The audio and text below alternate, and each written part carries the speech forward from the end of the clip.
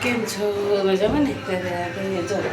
આજ આપણે સવારના નાસ્તામાં પૂરી બનાવી છે કેમ શું કે રવિવાર છે અને બધા ઘરે છે એટલે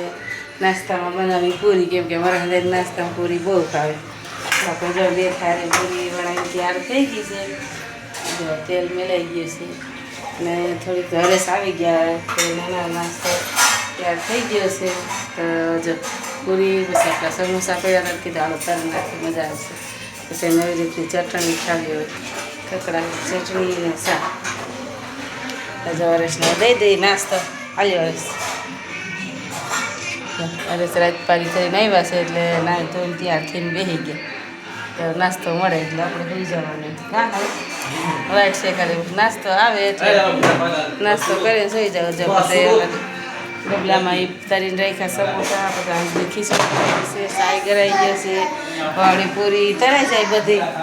એટલે બધા બેસી જાઓ નાસ્તો કરવા આવી જજો અમારી ઘરે નાસ્તાની પૂરી ખાવા આવજો.